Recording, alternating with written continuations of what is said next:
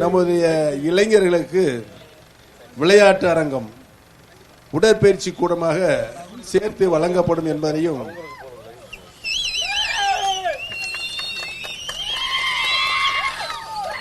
நம்முடைய விவசாய பெருமக்கள் பயன்படும் வகையில் உலர்களம் நேர்த்தியாக தரமானதாக அங்கு உருவாக்கப்படும். நம்முடைய தாய்மார்கள் பெண்களுக்கு சுகாதாரமான மகளிர் வளாகம் கட்டி தரப்படும் என்பதை அன்போடு தெரிவித்துக் கொள்ள கடமைப்பட்டிருக்கிறேன்.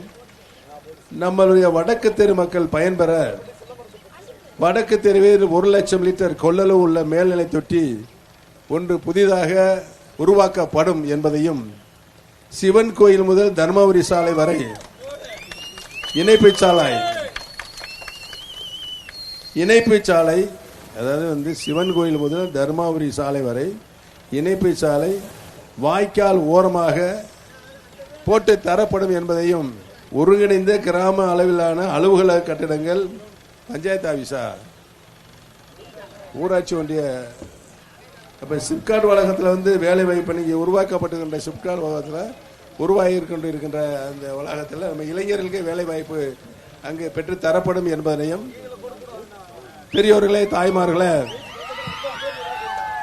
நம்முடைய மாணவ செல்வங்கள் வெளி மாவட்டங்களில் வெளி மாநிலங்களில் போய் படிப்பதை தவிர்த்து நம்முடைய போடிநாயக்கனூர் சட்டமன்ற தொகுதியிலேயே அரசு பொறியியல் கல்லூரி, அரசு கலை மற்றும் அறிவியல் கல்லூரி, அரசு பாலிடெக்னிக், அரசு ITI, நர்சிங் காலேஜ், சட்டக்கல்லூரி, கால்நடை மருத்துவக் கல்லூரி, மருத்துவமனை ஆகிய அனைத்தையும் நம்ம கல்லூரி சாலை 4 வழிச்சாலையிலே உருவாக்கப்பட்டிருக்கிறது என்பதை பணிவோடு தெரிவித்துக் கொள்ள கடமைப்பட்டிருக்கிறேன். கைதட்ட மாட்டேங்கிறீங்க.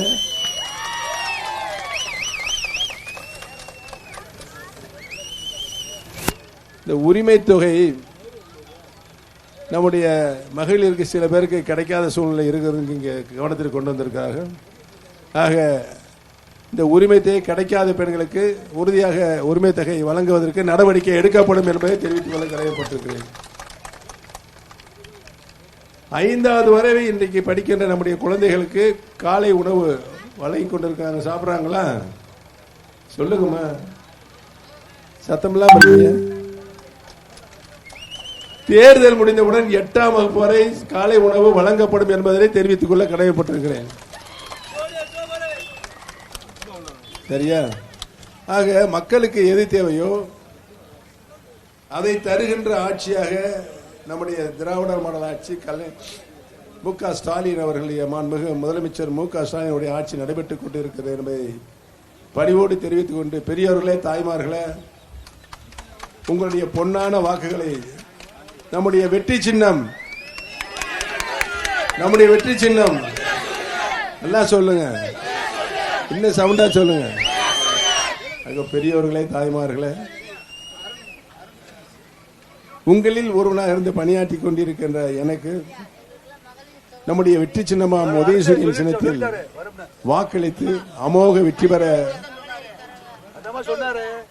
உங்களை அன்போடு கேட்டு வாய்ப்பளித்த இங்கு கூடியிருக்கின்ற அனைத்து பெருமக்களுக்கும் நன்றி கூறி வணக்கத்தையும் கூறி உங்களுடைய பாதம் தொட்டு விடைபெறுகிற. நன்றி, வணக்கம்.